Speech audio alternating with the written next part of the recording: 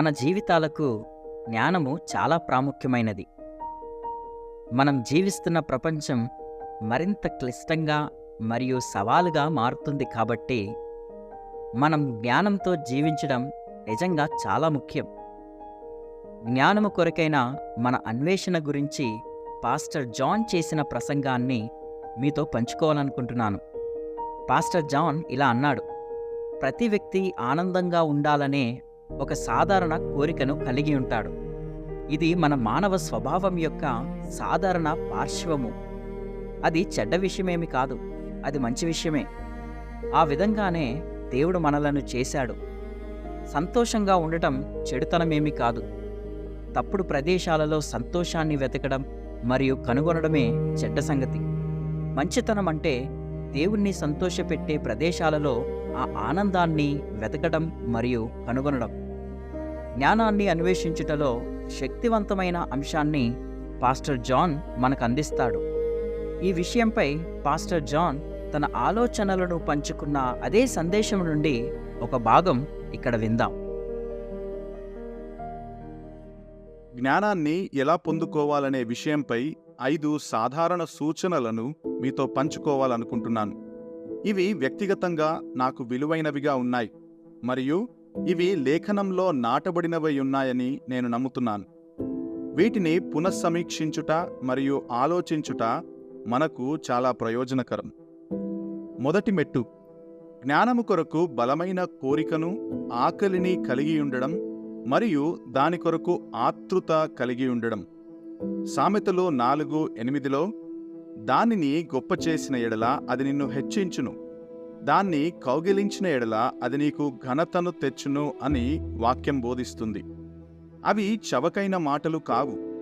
మీరు దేనినైనా ఎంతో విలువైనదిగా ఎంచుకున్నప్పుడు మరియు అది మీకు చాలా ప్రియమైనప్పుడు మీరు దానిని చాలా ఎక్కువగా ప్రేమిస్తారు. కావున జ్ఞానము మనకు విలువైనదిగా ఉండాలి. మనము దానిని కోరుకోవాలి మరియు దాని కొరకు ఆకలి కలిగి ఉండాలి, లేకపోతే మనం దాన్ని పొందుకోలేము.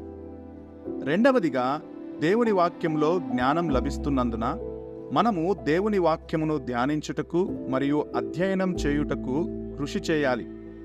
బైబిల్ని నేరుగా అధ్యయనం చేయడంతో పాటు 2000 సంవత్సరాల గత చరిత్ర అంతటా గౌరవనీయమైన వేదాంతవేత్తల రచనలను చదవడం కూడా ప్రయోజనకరంగా ఉంటుంది.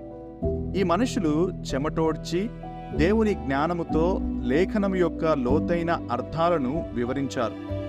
ఈ గొప్ప దైవికపరమైన పుస్తకాలను చదవడం ద్వారా మనము దేవుని ప్రత్యక్షతను గురించి మరియు లోతైన విషయాలను గురించి విస్తృతమైన అవగాహనను పొందుకోగలం.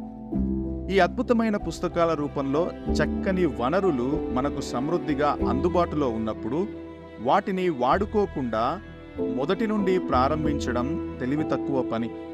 ఇక్కడ మీకు కొంత ప్రోత్సాహాన్ని కూడా ఇవ్వాలనుకుంటున్నాను. నేను ఈ పుస్తకాలు చదవాలి అని చెప్పినప్పుడు మీకు కలిగే సందేహాలు నాకు తెలుసు. వేదాంత శాస్త్రం యొక్క గొప్ప పుస్తకాలను చదవడానికి మరియు వాటిని పొందుకోవడానికి నాకు సమయం లేదా సామర్థ్యం లేదు అని మీరు ఆలోచిస్తుండొచ్చు. అది నిజమని నేను నమ్మను. గొప్ప పుస్తకాలు గొప్పవిగా ఎందుకు పరిగణించబడతాయంటే అవి కష్టంగా ఉన్నందున కాదు, అవి చదవదగినవి కాబట్టి. అస్పష్టమైన పుస్తకాలు గొప్ప పుస్తకాలు కావు. నిజంగా ప్రోత్సాహకరమైన విషయాన్ని మీతో పంచుకొనివ్వండి. 4 సంవత్సరాల క్రితం నా పాస్టర్ ఇచ్చిన సలహా నా జీవితాన్ని పూర్తిగా మార్చేసింది. మీరు నిమిషానికి 250 పదాలు చదువుతున్నారని ఊహించుకోండి. అది చాలా వేగంగా చదవడం కాదు. మనలో చాలామంది 250 పదాలు ఒకే నిమిషంలో చదవగలరు. మీరు ప్రతిరోజు కేవలం 15 నిమిషాలు మీ జ్ఞానములో, వాక్యం పట్ల అవగాహనలో ఎదగడానికి అవసరమయ్యే ఒక విలువైన పుస్తకాన్ని చదవడానికి కేటాయిస్తే మీలో అద్భుతాలు జరుగుతాయి. 365 రోజులు, రోజుకు 15 నిమిషాలు అంటే సంవత్సరంలో మొత్తం 5475 నిమిషాలు. ఇప్పుడు మనం దానిని 250తో గుణించినట్లయితే రోజుకు కేవలం 15 నిమిషాలతో ఒక సంవత్సరంలో మీరు చదవగలిగే పదాలు 13,68,750. ఇప్పుడు ఒక సగటు పుస్తకంలో ఒక పేజీలో సుమారు 300 నుండి 400 పదాలుంటాయి.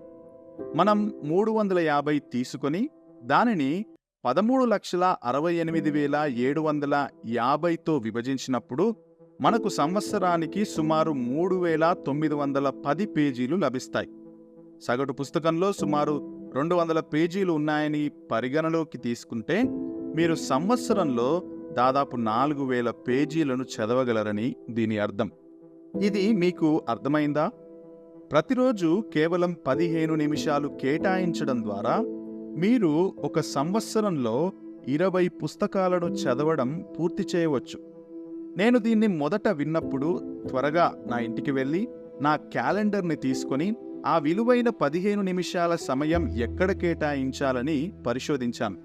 చివరగా నేను సాధారణంగా వృధా చేసే సమయమైన సాయంత్రం 5:15 అంటే రాత్రి భోజనానికి ముందు దాన్ని నేను కనుగొన్నాను. ఇక నేను ఈ పని చేయడానికి సిద్ధపడ్డాను. నేనొక నిర్ణయం తీసుకొని జొనాథన్ ఎడ్వర్డ్స్ గారు రాసిన ఒరిజినల్ సిన్ అనే పుస్తకం చదవడం ప్రారంభించాను. ఇది చాలా పెద్ద పుస్తకం అయినప్పటికీ రోజుకు 15 నిమిషాలు చదవడం ద్వారా 2 నెలల్లో మొత్తం పూర్తి చేశాను. ఆ తర్వాత ఎంతో ప్రోత్సహించబడి సిఎస్ లూయిస్, జార్జ్ మెక్డొనాల్డ్ మరియు నేను చదవాలనుకున్న అనేక ఇతర రచయితల రచనలను లోతుగా చదివాను. ఇన్ని రోజులు సమయం లేదని, చదవడం అసాధ్యమని అనిపించే పుస్తకాలన్నీ ఇప్పుడు నేను చదవగలిగాను. ఎందుకంటే గతంలో నేను నిర్లక్ష్యం చేసిన 15 నిమిషాల స్లాట్ని నేనిప్పుడు వాడుకున్నాను. నిరీక్షణ లేదని భావించే మీకు ఒక నిరీక్షణ, ఆశ ఉందని గుర్తు చేస్తున్నాను. అద్భుతమైన మార్పును మీలో మీరు చూడడానికి మీరు పడుకోవడానికి ముందు 15 నిమిషాలను అంకితం చేయండి. జాన్ కాల్విన్ యొక్క ఇన్స్టిట్యూట్స్, మార్టిన్ లూథర్ గారి యొక్క బాండేజ్ ఆఫ్ ద విల్ లేదా గలతీయులపై రాసిన వ్యాఖ్యానం, జాన్ బన్యన్ గారి యాత్రికుల పురోగతి, జొనాథన్ ఎడ్వర్డ్స్ గారి మతపరమైన ప్రభావాలు, లేదా మీరు చదవాలని కోరుకునే ఇతర అద్భుతమైన పుస్తకాలు ఏవైనా సరే అది కష్టం, అసాధ్యమని భావించి పక్కన పెట్టేయకుండా ప్రతిరోజు కేవలం 15 నిమిషాలు చదవడానికి కట్టుబడి ఉండండి. ఒక పెద్ద చెట్టును సైతం చాలా చిన్న చిన్న ముక్కలుగా కత్తిరించి పడగొట్టొచ్చు. జ్ఞానాన్ని పొందడానికి ఇది గొప్ప ప్రోత్సాహకరమైన మాట అని నేను అనుకుంటున్నాను. మూడవదిగా, ప్రార్థించుట చాలా ప్రాముఖ్యం. ఎందుకంటే జ్ఞానము ప్రభువు నుండే మనకు లభిస్తుంది. నాలుగవదిగా, మన మరణాన్ని గురించి తరచుగా ఆలోచించాలి. కీర్తన 90:12 మాకు జ్ఞాన హృదయము కలుగునట్లుగా చేయుము, మా దినములు లెక్కించుట మాకు నేర్పుము అని కీర్తనాకారుడు చెబుతాడు.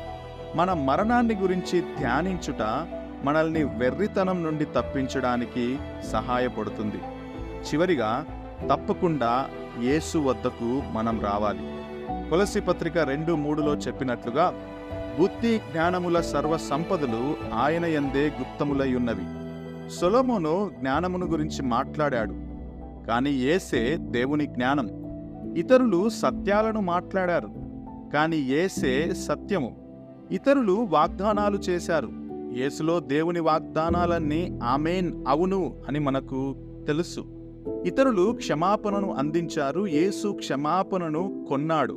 కాబట్టి ఆయన యందు బుద్ధి జ్ఞానముల సర్వ సంపదలన్నీ దాచబడి ఉన్నవి.